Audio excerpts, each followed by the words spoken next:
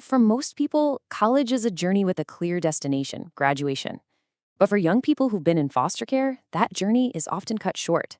And it's not because they don't have the drive. It's because of roadblocks most of us never even see.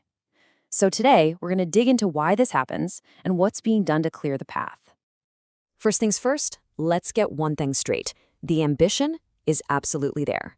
Research shows that a full 70% of kids in foster care want to go to college. That dream of getting a degree, of building a better future, it's real and it's powerful. But as we'll see, wanting it is only the first step. And this is where that dream slams into a harsh reality. While 70% want to go, only about 3 to 10% of them actually finish with a bachelor's degree. Now compare that to the general population, where it's around 30%. That's not just a gap, folks. That's a canyon. That huge difference just makes you ask, right? What is really happening here? Because it's clearly not about a lack of intelligence or desire. The real story is about the invisible hurdles these students have to overcome every single day just to stay in school. See, the biggest obstacles they face aren't tough exams or boring lectures. They're barriers that come from their life experiences, challenges most college students never, ever have to think about. Let's take a look at what the program directors on the front lines are actually seeing. What really jumps out at me here is that word unspoken. A study of college support directors in New York found that almost all of them see this huge emotional weight as a major roadblock. Just imagine trying to study for finals while you're also dealing with deep trauma, and you have no family you can just call up for support. And on top of not having that family safety net, there's also this stigma. Another director pointed out that feeling different or worrying about being judged can make students really hesitant to ask for help. So at the very moment they need connection the most, they often pull away. Then you have the really practical, gut-wrenching challenges. I mean, think about this. What happens when the dorms close for winter break? For a lot of us, it's a vacation. For a former foster youth, it can be a full-blown housing crisis. You just can't have academic stability when you don't have basic life stability. So you see, these aren't just separate little problems. It's a perfect storm. It's trauma, plus having no family to fall back on, plus worrying about where you'll sleep or what you'll eat. It puts them in this constant state of crisis management that makes focusing on school almost impossible. Okay, so that's the tough part of the story. But here's the hopeful part. This is not an impossible problem to solve. There are programs on the ground right now that are making a huge difference. So let's shift gears and talk about the solutions that are actually working. This quote right here, it just gets to the absolute heart of it. You can't just throw a tutor at this problem and expect it to work. Real, effective support has to be holistic. It's got to address the whole person, their mental health, their housing, their finances, because it's all connected. And here's what that holistic approach actually looks like.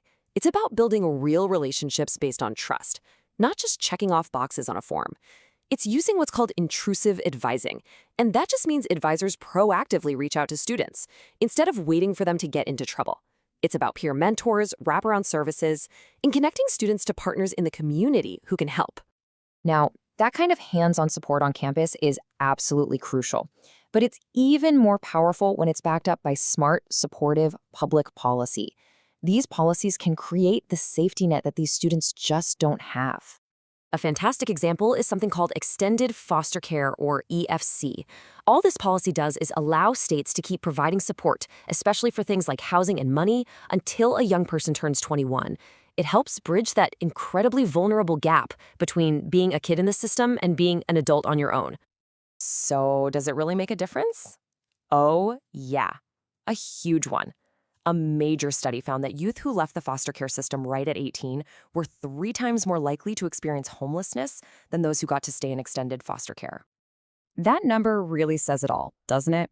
EFC isn't just some line in a law book. It is a powerful, direct way to prevent homelessness. It provides that stable floor we've been talking about, which lets a student actually focus on their classes instead of worrying about where they're going to sleep. So, state policies like EFC are a total game changer. But they also point to a bigger need, right? When the problems are this systemic, the solutions probably need to be bigger too. And that's where the federal government can come into play.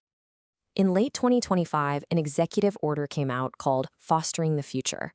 The whole point of it was to get all the different parts of the federal government working together to give young people in the foster care system more tools to succeed.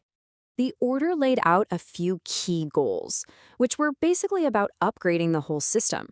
Things like helping states modernize their data systems, using technology to find better matches for kids, building direct pipelines to college and jobs, and making job training funds way more flexible. So the strategy here was pretty clear. It was a top-down effort to fix the system's underlying infrastructure. The thinking was that if you can improve the technology, the data, and how all the different groups work together, then that support will trickle down and make a real, tangible difference for that individual student who's just trying to get through college. So when you put all these pieces together, the student's personal experience, what works on campus, and these bigger state and federal policies, what does it all tell us? What's the path forward?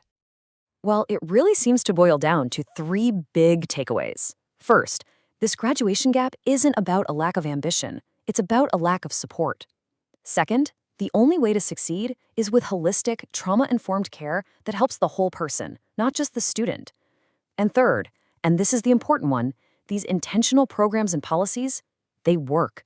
They really do make a measurable, life-changing difference. Which leaves us with this final thought to chew on. As a society, we've gotten a lot better at opening the door to college for youth from foster care. But just opening the door isn't enough, is it? The real question we need to ask ourselves is, who's responsible for building the floor so they have something solid to stand on once they walk through it?